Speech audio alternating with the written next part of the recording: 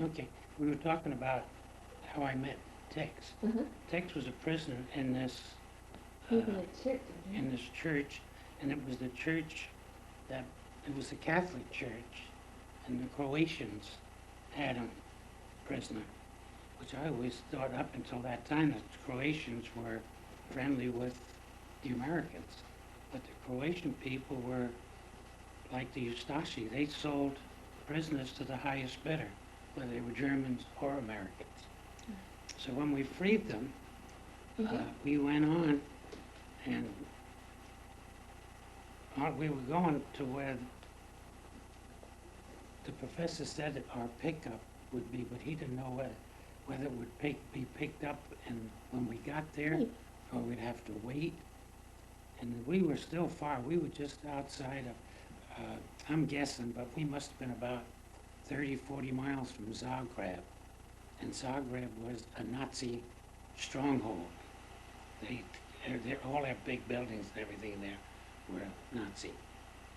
So when we were going, the partisans made raids, and Tex and I, and so did McCain, our co-pilot, took part in these raids. And the rest of the other Americans, God bless you, like Hallett, they said no. They want to make sure that they were safe enough, because they always told them when you were shot down, and if you were lucky enough to get back to the base, you were sent home. And I told them, hey, we're over here to fight the Germans, and I'm going to fight them any which way we can. And Tex agreed, and so did McCain. So we were the three Americans that fought with the partisans. Every once in a while, one of the other guys, but they were afraid. I wanted to mention that they were talking about being shot down and going home. Well, we were shot down on our 37th mission, and we made missions. Our missions were to places like Polesti, which we made a lot, Budapest, a lot of Italians like San, the port of San Stefano. We made it to Nuremberg. Oh, you went to Nuremberg too? Uh, Wow. Made them to the Anzio beach, but I only made one raid to Anzio, and I wouldn't go anymore. Where is it? Anzio Beachhead, that's where the Is it big? Americans were there, I don't know how long, trying to get up into Rome. And it was the beachhead that they would advance maybe 3 miles and then would be pushed back a mile. Is it on the It's on the Italian coast. I believe that it's above, way above. on the Adriatic or the Mediterranean? It's on the Sardinia side. Oh, okay. I don't know what that, Okay, that's the Mediterranean. and, but they were trying to get up to Rome. And we also dropped bombs on that castle up there. That was the stronghold. But we had, and the only way I knew how many missions we flew was if it was a milk run. That's if we went, when there was a little bit of ack-ack, that was a milk run. We got back and we had one shot of whiskey. If it was like to Plesty or Bremen or any big one, we didn't You do went to that. Bremen too? Uh-huh. God, And, it's pretty far north. yeah. And if it was one of those, then that was a double shot. Yeah. And that's how I kept track of our the missions. Over So, how long of a time period? from, A few months? I'm guessing about April 5th until I got shot down June the 13th. But we would fly maybe when the weather permitted. You didn't fly every day. You flew maybe 3 days overall. Now, whether I mention this, but we were going to go see Uncle Jimmy on the day we got back from Munich. Yeah. And, of course, Uncle Jimmy was the first one to find out that I was shot down. And we made it over to, and I'm not sure whether the city was Gossip, I think it's Gospic, or I forget the other one. In what country? This is in Yugoslavia, Okay. where we were picked up. And I don't know how long it took us to get there, because days didn't mean, matter of fact, we slept most of the time in the daytime, and we moved at night, Mhm. and we would make raids at night. And when we got there, and we come back from a mission and we were asleep, and this had to be sometime in July, and they woke us up and told us that a plane was coming in, get up and help set out the pots. Mhm. And we set out round pots. They were about 6 inches round and about 6 inches deep, and they had a wick on top. Uh-huh. So we lined all these up, lit them, Yeah. and the C-47 come in. That's a really big plane, right? No, That's it's a big little center? plane. It's Oh. at that time it was pretty big. Matter of fact, the airlines used them as like to fly from Newark to Chicago, Mm. places like this. Oh, okay. And because then they had seats in. This one landed it, and it had seats, like benches, all the way around and blankets in the center. And when we took off from there, of course, I traded my gun and clips that I had left to the professor, and he gave me his knife, which I gave to Michael. Cool. And it's the knife that he claimed cut a lot of Americans free that were held captive. Uh-huh. So that meant a lot to me that he gave me the knife. Matter of fact, the guy in charge, I can get his name. I wanted, Uh-huh. let's see what his, yeah, it was mentioned that one of the cities was Gossip, Mhm. Gospic, or the city of Split, Split. Mhm. And I still don't know which one we took off from. But that's where you met whoever was going to get you back. Well, we to were the- there for I don't know how many days, waiting for the plane to come in. And when we landed up near Bari, Italy, and the first thing they did to us was take us in and spray us. We were deloused and defumed Mhm. and took a shower. Matter of fact, I don't know how many showers I took because I felt I couldn't get that powder off me. And then we were debriefed, well, we were questioned. Mhm. And the first question they asked, and this was a colonel, no, a captain. The captain wanted to know why we left the plane and who gave orders to leave the plane. Uh-huh. I told him in my case about the The guy The with guy his that parachute. that opened his parachute, and I threw him out, and Cooper said, go with him. Uh-huh. And I said, we were over the target when we did that. And I said, the rest, I have no idea what happened to them Uh-huh. until I met some of them in Yugoslavia. And I said, well, why do you care more about the plane than you do about the 10 men that were on it? And of course, then after that, when he finished with me, I had to go see a colonel. Uh-huh. And the colonel asked me the same. He said, you realize how much those planes cost? I said, no. I said, I know it took a bunch of women to put them together, Uh-huh. but I said, you know how much a human life is? And you worry more about a plane than 10 Uh-huh. human lives? I said, those are the guys we lived with, we breathed with, we took care of one another. And I said, you care more about the plane.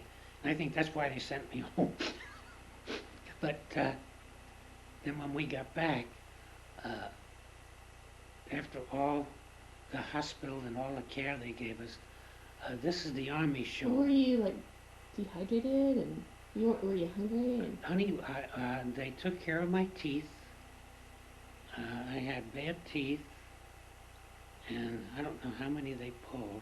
Did you they were knocked out and stuff? No, no, Oh. they're just from not brushing. I used to brush my teeth with my fingers. Uh-huh.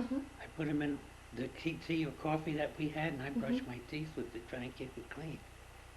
And because we were afraid to drink any of the water, Mm-hmm. and we would take over there. If we took a bath, it was always in the stream. Mm-hmm. And the soldiers, because they considered women men, we'd all be taking baths together, and sometimes the water was so bad that there would be leeches would come on you, Gross. and you'd have to get the leeches off. Gross. And th- so this is what we did. That's why I think I took so many showers. Then one day they said, you got 2 tickets to see, This Is the Army. I forget who. Like Bob Hope or something? No, it was a play by all soldiers. Oh. Who was the guy? Honey, who? This Is the Army. Yeah. Honey, who put on This Is the Army show? Who was that? No. No, it wasn't Bing Crosby. It was, oh, I forget his name. But he put that show on all over the world, and a bunch of soldiers were on it. They dressed as women and the whole thing. And we got 2 tickets, and one of the nurses said, take me, and I'll buy you a couple of bottles of booze. I said, fine. So I took her, and because after the show was over, she gave me a great big, at that time booze came in quart bottles. Uh-huh. I had a quart bottle of American Ooh. whiskey. And then after that, they sent us back to the base, and we thought we were going to go home. What base in The Manduria? 450th in Manduria. So how far was Barry from Manduria? Barry was, I'm guessing, 50 miles, maybe 60 miles. So were you in the hospital and stuff in Barry? Yeah, we were in the hospital in Barry. And we were there, I'm thinking, probably about 2 weeks, maybe 3 weeks. Mm-hmm. And we got back, and then they said we had missions to fly, because everybody said, I thought we were going home. Yeah, no kidding. Yeah, but no. And these 2 missions I never remembered flying. And when we were going home, I'll tell you about those missions later. Okay. Okay. Then they sent us to Naples, and in Naples, while we were there, I went to the Isle of Capri, Uh-huh. and we went down to Pompeii, Cool. and I was amazed at the city of Pompeii. Uh-huh. They had, they were like tubs, Yes. and the tubs were like, what would you call them? Just like modern day tubs. They had all this round stuff in them, and they had, you fill it up, and they had a place where the water went out, and little streams that took the water, or little canals Mm-hmm. that took the water out. They had toilets. They didn't look like our toilet, but they were toilets. Yeah. And they had Amazing. places. It was amazing. I couldn't, and a lot of it you couldn't go into too much of the city because it was still, covered with The dust. dust and ash and. Was it like a tourist attraction at that time, or was it still I just have no kinda idea. natural? It was just natural because there wasn't anybody that said, look Yeah. at this or look at that. Cool. But we just went down there and did that. Cool. Did you know what it was before you went? Oh, yeah. You're Yeah, familiar. because I was familiar with it. I was a history buff, Mhm. and I remembered some of the stories they told about Pompeii and how it Yeah. went down. And while we were there, now, we were in Manduria about a month when we got a 3-day leave to go to Naples. We took the B-24 over, and we flew over Vesuvius, Mhm. and it was smoking at the time. Cool. And we got down, and we were there. I don't know, was it the second day of the day we were coming home, but there was a slight earthquake, Mhm. and you could feel it. The thing I did was sat down, put my hands behind me, just like in a rocking chair. Wow.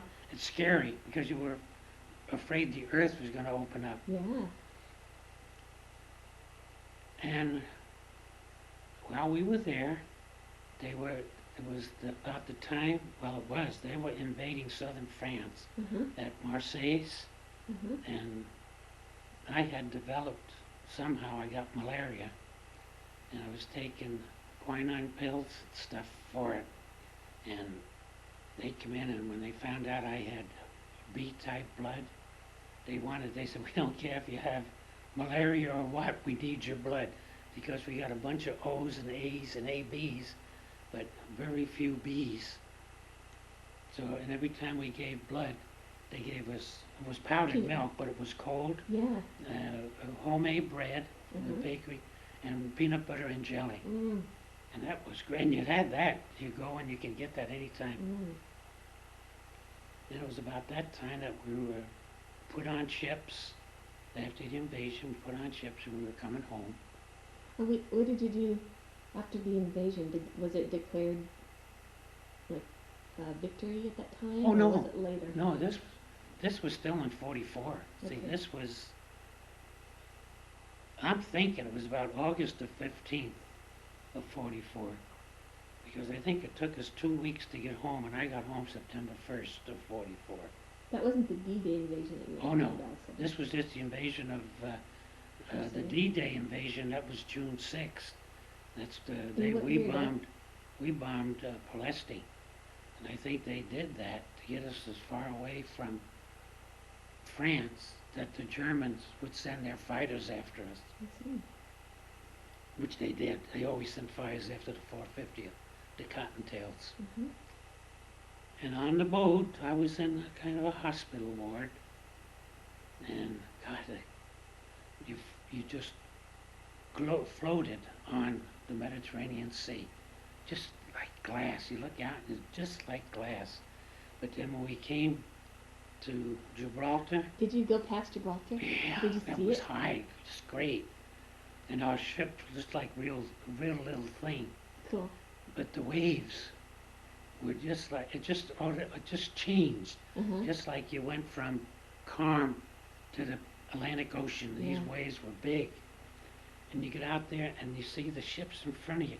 Just a great big ship and just like a little bit of water holding it up. And you say, God, it's going to tip over. But then it comes back down and splush. And the water would just come up all around you. That's And then cool. after about a day of this, we had sick guys. Oh yeah, I bet. It was terrible. And when we were out in the ocean, I don't know how long, coming home, I was a gun guy. I loved guns. And I had a P-38, a German P-38, a Luger. I had a Polish rifle. And I had a Russian rifle. I had an M1 and a carbine. And I had a little Beretta. It was a two-shot Beretta that could fit in my hand. And I had these all taken apart in my B4 bag. And one day I went into the B4 bag to get my jacket, the fur-lined jacket, Mm-hmm. and I saw the guns. I just picked up the bag and everything in it and threw it overboard. The guy said, "You're crazy." I said, "No, we killed enough people. I don't want to kill anybody anymore." So I threw the guns overboard. And when we got into New York, you can see the tall buildings. You can see them way out.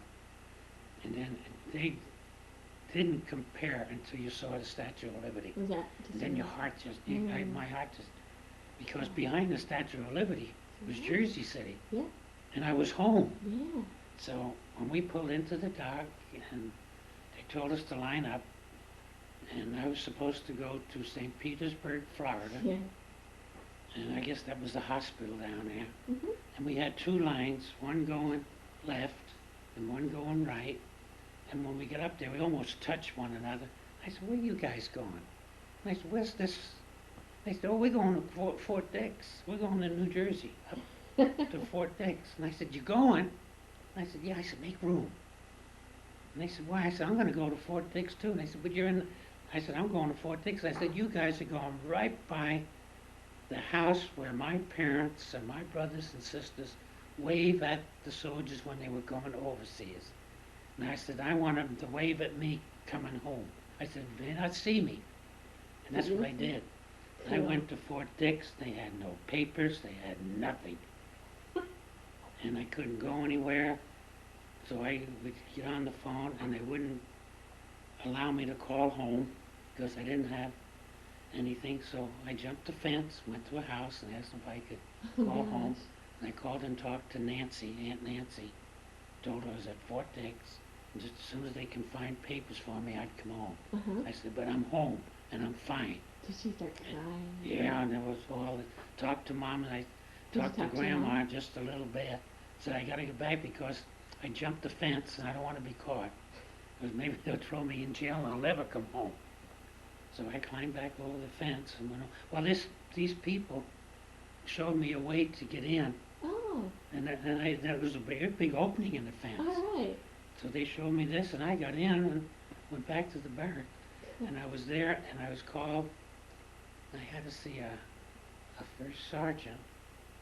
And he told me my papers were down in St. Petersburg. They found them.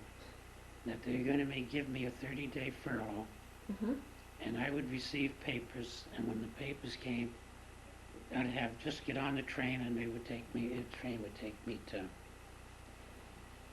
St. Mhm. Petersburg, Florida. I'm glad they let you stay with your family. So when I got home, I had a cane. I wanted to throw the cane away because my leg was hurt. And I didn't realize it was that bad. And I had a mustache. Oh, And when I got on the train from Trenton, and I didn't have any awards because I didn't have anything. All I had was my wings, and it was the wings of the armor gunner, mhm. and I had my staff sergeant stripes, and the 15th Air Force. That was all I had. And when I got on the train, the way the people had made way for me to sit down. Now that wasn't the only soldier. There were a lot of soldiers on there, but the women would get up and offer you a seat. I wanted to stand because I wanted to get as close. I was at a door, Mhm. and the door opened. It was because they were full glass, and I could see out.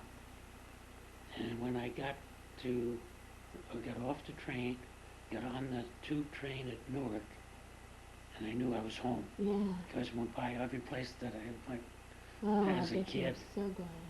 Because Grandpa used to take us to Elizabeth and through Newark and all this.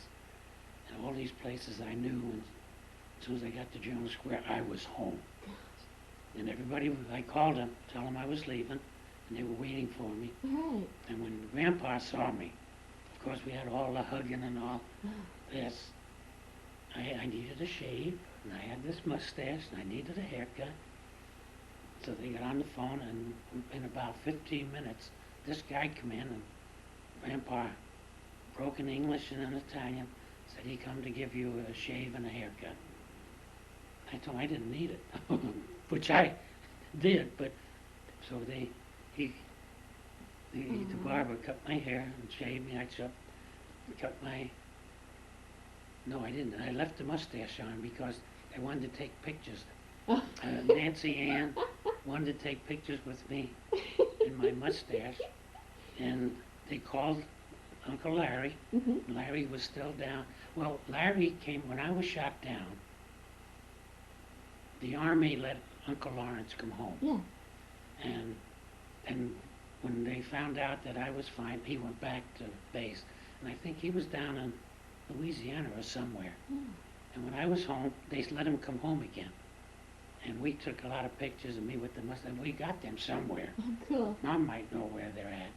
I think they're up in the closet at home because we got boxes of pictures. And after we took the pictures, of course, I shaved my mustache off,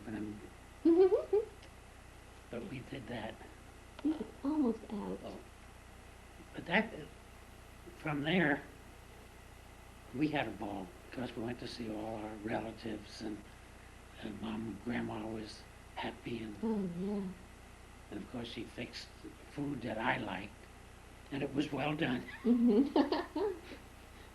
Called me the spoiled brat. But Was Jimmy still over there? yeah, Jimmy was still in Sardinia, and I think they told me that Jimmy wrote them a letter telling them that I was shot down, Mhm. but he didn't know whether I was captured or if I Yeah. was dead or what. But he didn't know. But he just knew that, I guess it was Captain Kaywood, when they got back. He was our squadron commander.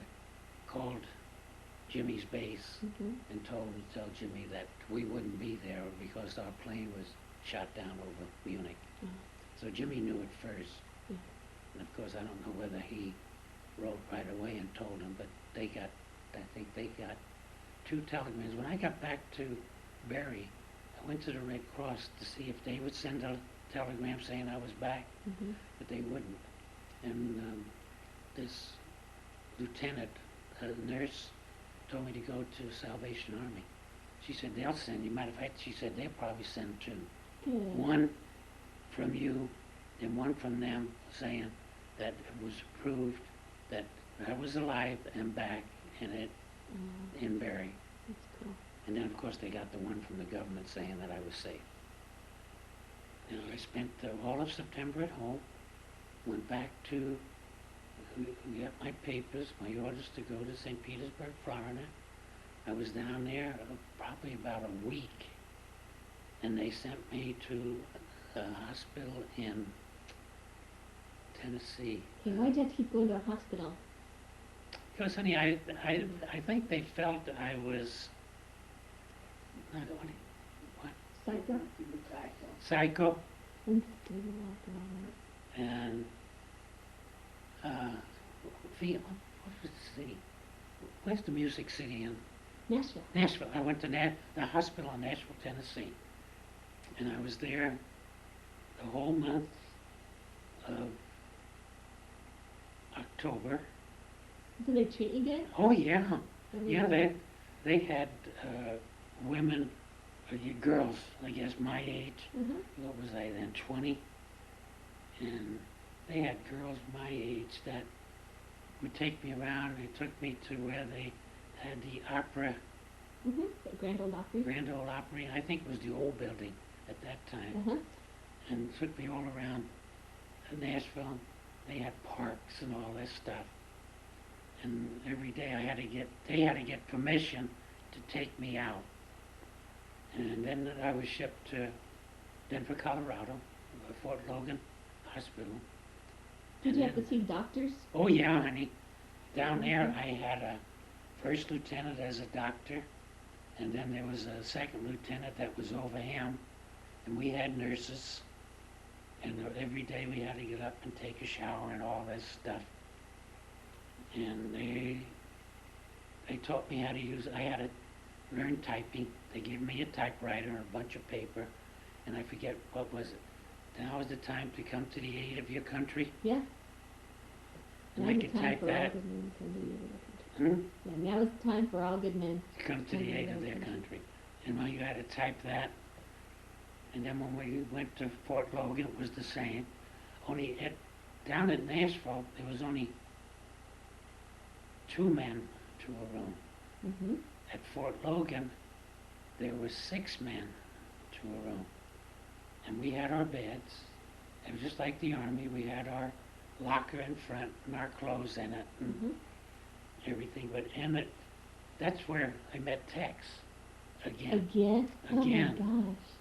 And Tex was in the bunk. Well, actually, when I went in, I got the center bunk. There were 6 of us, and I got the center bunk on, as you went in the door, it was on the left-hand side. And Tex was on the right, and he changed. He just changed bed. He just took his bed and everything and just moved his bed over, and we were together. All right. In our group, there was one soldier who the nurses tried and tried to get him to take a bath, take a shower. He just stunk. I have never left the bed. And then we had another one in there who found a mouse, and he put a collar on it and a long string, and he let the mouse go and then pull it back. And he did this day in and day out. Finally, somebody cut the string, and he went ape. Oh wow. And he wanted his mouse. He wanted his friend. Oh. So they took him, and right away they transported him.